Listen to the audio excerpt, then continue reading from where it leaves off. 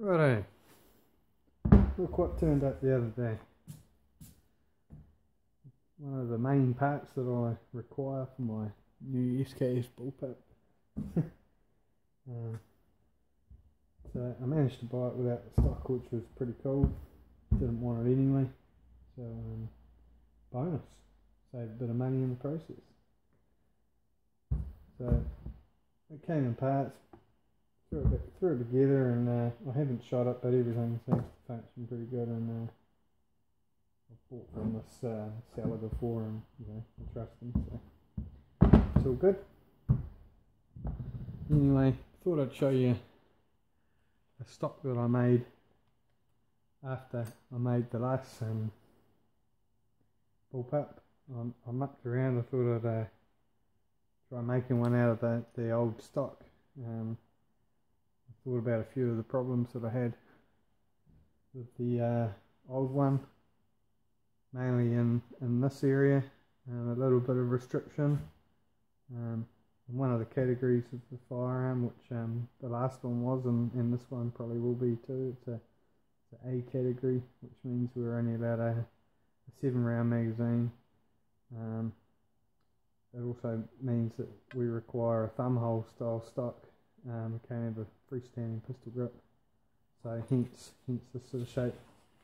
So it's sort of a thumbhole stock. It's a kind of a unusual design. The grip is off to the side, so it's a little bit unusual, but actually feels quite good. And sort of locks into your arm nicely. Looks a bit crap, I'll admit, but I was working on it, and as you may know, things develop and change and get better with age, and you change things and make them work better and look better. The trigger design was a bit better on this one, I think. A little bit easier to pull apart. I'd made it so it was a drop-in style. Uses the same bicycle spoke setup as a rod. I found that really good, the last one. I may try something new on the new one. It's a bit of a journey, so we'll try a few things and find out what works and what doesn't. So this one here, I chopped it out in this area, and this one literally just dropped in place. I haven't quite got it to hooking up to the trigger stage. I sold the last SKS before I finished this one. I sort of lost interest in it. I purchased an AR-15 and got really hooked on that. But I felt like doing another one. Had a few views on YouTube, and people were kind of interested in how the process goes, so I thought I'd do an in-depth video, or a whole lot of videos actually, over the next few weeks, and we'll go from the preliminary stage of looking at what we have to hopefully a video at the end of me shooting it and it not blowing up. So that was a good start. I probably won't carry on with that. I've got different ideas now. I've learned a lot more since I did the last one, and done other various firearms since. So I'll set that aside. 4N turned up the other day. That's pretty cool. That's good. It's easy. It clamps onto the front. You've got a rail. It never moves. It's a little bit chunky to hold, but I can get on with that all right. Put a foregrip on it if I need to, or bipod or whatever. So that clamps on about there. So that's pretty good. Looking around in my cupboard at all the things that I've had that have broken or whatever over the last few years, I come across a crossbow. Now, for whatever reason, this pistol crossbow stopped working. It wasn't picking up the bolts, so I just chucked it aside and thought I'll use it for something else one day. So I've stripped off the bow and all the bits I don't need. One of the neat features about this is it has a safety, there's a trigger safety, so I may be able to do without that safety, which will change things. I'll probably still have it accessible, not sure yet. So that's pretty cool. So I thought, well, it's got a pistol grip, it's got a trigger, it sort of does a lot of things there that I won't need to do. I'll probably change the trigger. Doesn't have a very nice sort of feel. I think I'll need to change it anyway to set up a linkage to work properly. It kind of fits in there quite nicely too. About there, I think. Should be quite nice. I may be able to find some way of connecting it to that rail even. Aluminium, a few bolts, you never know what you come up with. So that would be good, it would be a nice solid mounting. And then essentially hooking up the trigger, making it all work. And putting a shroud around all the bits to make them look a bit pretty.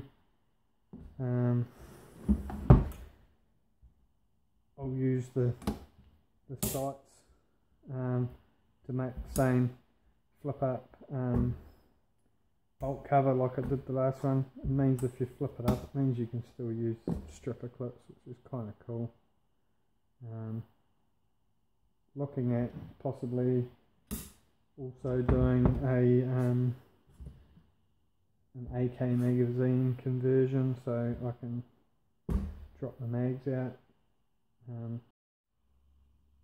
So I thought, anyway, I'll explain how I set up the trigger, sort of. This one here that I've made, actually made it out of an old heat sink off the back of the television. I just sort of make it out of whatever I can find. So pull that pot out of there. You can sort of see the end of the spoke sits in there.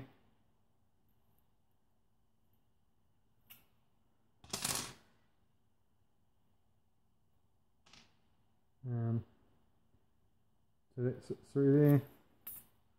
And it hooks around quite nicely. Yeah, so it swivels quite well. The nut on the end, you have to set it up so they're fairly close, but this actually gives you a little bit of fine adjustment. So you get it right. Put a bit of Loctite on it so it doesn't move. The last thing you want to do is have it move. So this gives you a little bit of adjustment. Of sort of 5 or 6 mil of adjustment, which is quite a lot really. The old trigger on the other one actually had this at the trigger end, which it went through the trigger, sort of like that, and so I could then reach through with a screwdriver and tighten it to change the tension on that, which worked quite well too. Yeah, so basically the old one had this rod come down, it joined onto another linkage which lengthened it. There was a lever that swiveled off. I punched this pin out in here. If you can see, there's a pin there.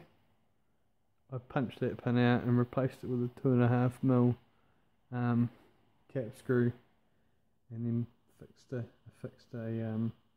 plate to it with a little roller on it, which hooked onto the trigger. So that little plate come through there, and it pivoted at that point. So it was just a matter of pulling that lever to make the trigger work. That worked quite well. could actually change the trigger weight by moving the fixing point on that lever wherever. You can make it pull hard but not so far by having it closer, or it was a lighter pull if it was further away. A little bit of a flawed design, but we'll come up with something a bit better this time, I think. Yeah. So I hope you are interested in hearing a bit more. I'll certainly be doing update videos as I progress. Hopefully on a weekly basis. If not, it'll be definitely a fortnightly basis. So like, comment and subscribe. Any ideas, feel free to offer your opinion. I may reject your opinion, so don't take it the wrong way. But any opinion is worth speaking out. It could prove useful. Who knows, if I use it, then you can say you had a little part in the project. Yeah, so as I said again, just if you subscribe, you'll get an email notification that I've chucked another video up.